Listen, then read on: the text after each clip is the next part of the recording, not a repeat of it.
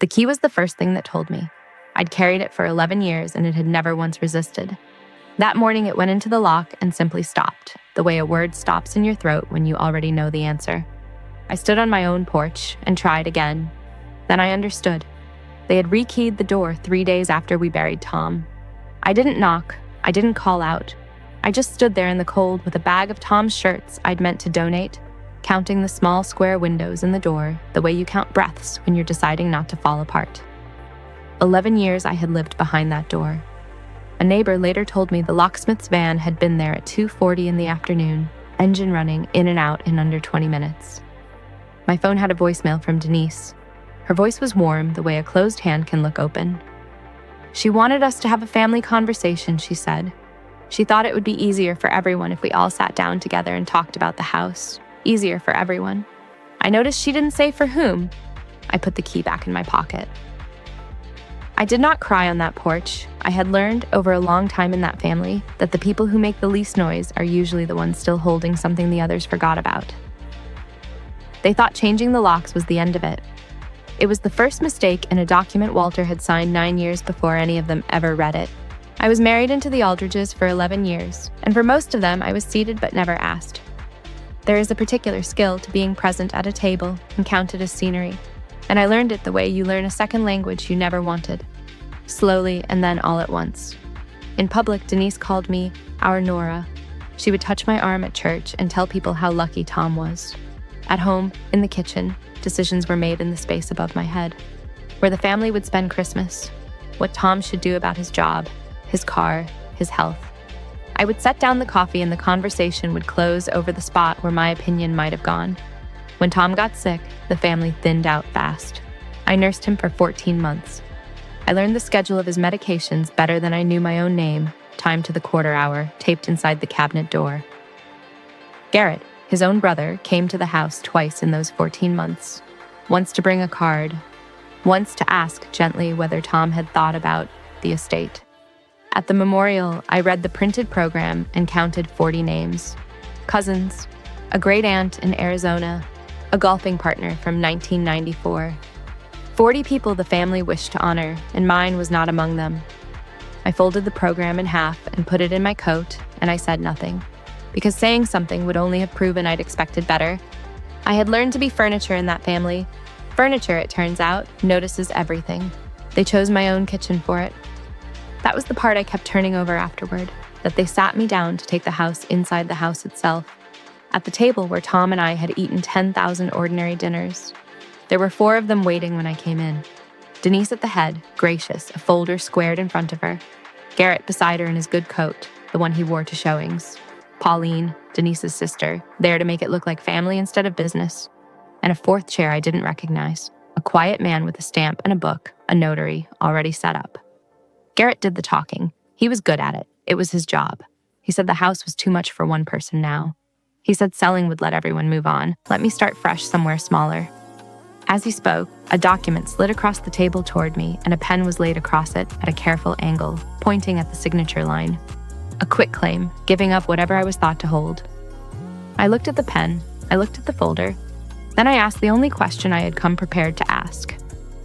Who drafted the original deed? The room changed temperature. Pauline glanced at Denise. Garrett's practiced smile held, but his eyes did the small, backward step people take when the floor isn't where they left it. I did not pick up the pen.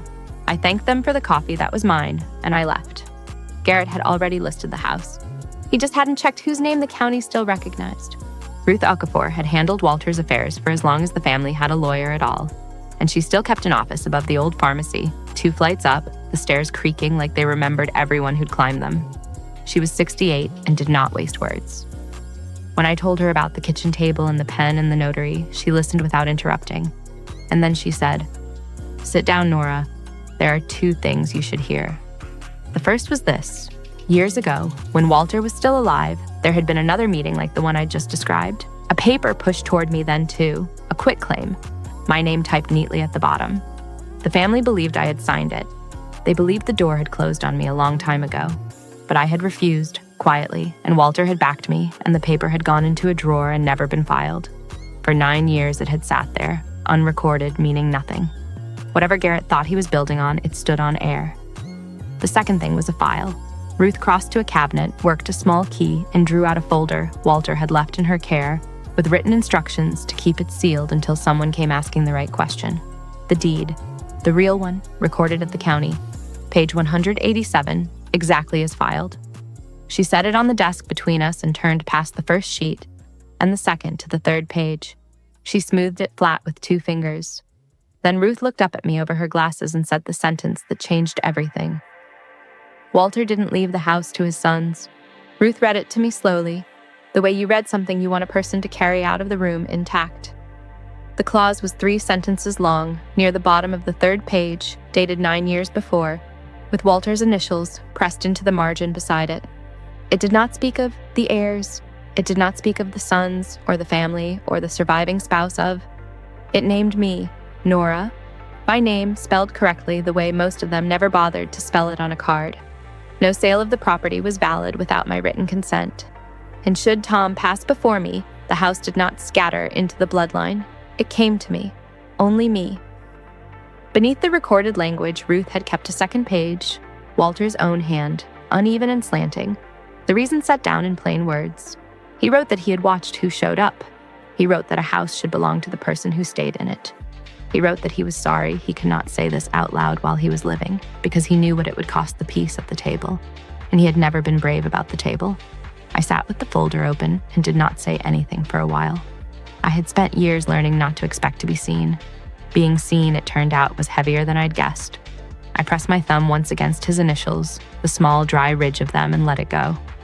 The sale wasn't just unwise, it didn't legally exist, and they'd already told the buyers otherwise. Ruth offered to come herself, and I let her. There's a difference between a widow saying a thing and a lawyer saying it, and I had learned by then to use the difference instead of resenting it. The next gathering was at Denise's, the same 4 faces from my kitchen, and this time 2 neighbors as well. The ones who'd watched the locksmith's van, invited so the afternoon would look like community. Ruth waited until the coffee was poured. Then she stood, unhurried, and read the recorded clause aloud, page 187. Walter's 3 sentences, his initials in the margin. She read the part where the house came to me. She read the part where no sale was valid without my name. Nobody spoke. Garrett set down his cup with great care, as though the noise might make it truer. He told the room quietly that the buyer's deposit, $18,000, would have to be returned. Pauline looked at the floor.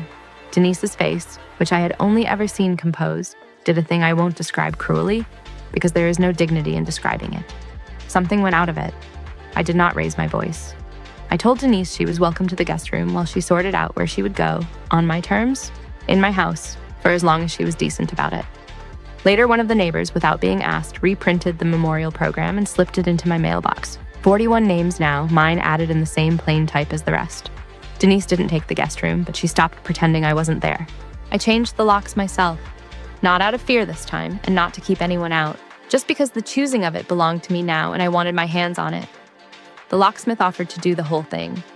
I asked him to teach me the last part instead, and I turned the new cylinder home with my own thumb while he watched. He cut 1 key. When he was gone, I cut a second at the hardware store and gave it to Marcus, who is 19 and does not say much, the way his father didn't. He turned it over once in his palm and put it on his ring without ceremony, and that was enough. Some things don't need a speech attached to them. I didn't frame the deed. It felt wrong to hang a legal instrument on a wall, as if the paper were the point. What I framed was Walter's note, the 3 uneven sentences in his own slanting hand, the ones he hadn't been brave enough to say out loud.